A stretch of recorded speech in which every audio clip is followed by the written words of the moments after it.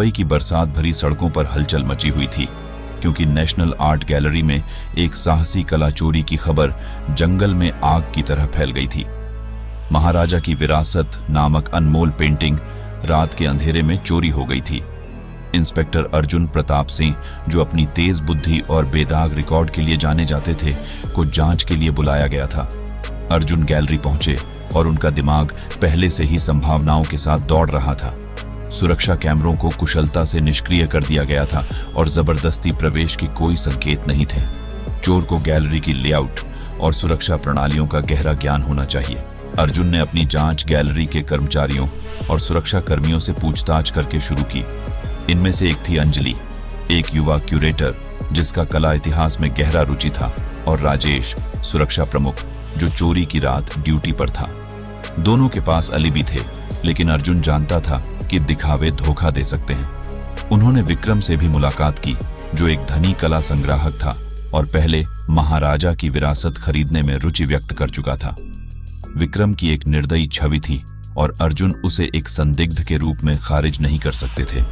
अंत में राकेश था, जो एक जाना माना कला चोर था और हाल ही में जेल से रिहा हुआ था। अर्जुन ने अपराध स्थल की बारीकी से जांच की, कोई ऐसा सुराग ढूंढने के लिए जो छूट गया हो।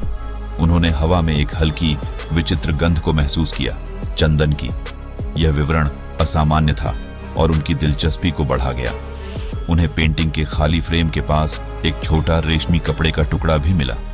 यह बारीक रेशम का बना था, जिसे केवल कला का पारखी ही पहचान सकता था। अर्जुन ने अंजलि के घर जाने का फैसला किया। उन्हें संदेह था कि वह अधिक जानती हैं। उनके अध्ययन कक्ष की जांच करते हुए उन्होंने एक गुप्त खंड पाया, जिसमें गैलरी के अधिग्रहण से संबंधित कई पुराने दस्तावेज थे, जिसमें महाराजा की विरासत भी शामिल थी। उनमें गैलरी का विस्तृत नक्शा भी था, जिसमें सुरक्षा लेआउट भी शामिल था। अंजलि के पास साधन और ज्ञान था, लेकिन उनका उद्देश्य क्या था? गैलरी में लौटते हुए अर्जुन को अपनी फॉरेंसिक टीम से एक कॉल मिली। घटनास्थल पर मिले कपड़े के टुकड़े में एक दुर्लभ रंग के निशान थे, जो आमतौर पर पारंपरिक राजस्थानी वस्त्रों में उपयोग होता था।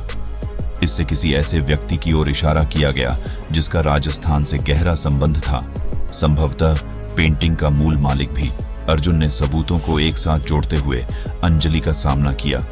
दबाव में उन्होंने स्वीकार किया कि उनके पूर्वज महाराजा की विरासत के मूल मालिक थे।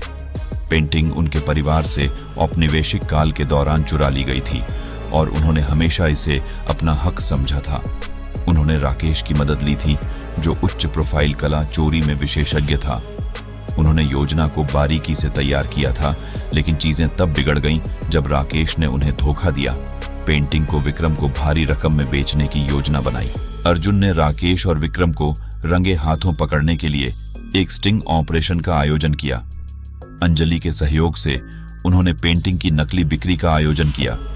राकेश और विक्रम इस जाल में फंस गए और एक सुनसान गोदाम में लेन देन पूरा करने के लिए पहुंचे। जैसे ही सौदा होने वाला था, अर्जुन और उनकी टीम ने धावा बोल दिया। दोनों को गिरफ्तार कर लिया। पेंटिंग बरामद कर ली गई और अंजलि, जो प्रारंभ में एक सहयोगी थी, को उनके सहयोग और उनके दावे के ऐतिहासिक महत्व के कारण जेल की सजा से माफी मिल गई। गैलरी में वापस महाराजा की विरासत को उसके सही स्थान पर बहाल कर दिया गया। अब उसके साथ एक नया पट्टिका भी था।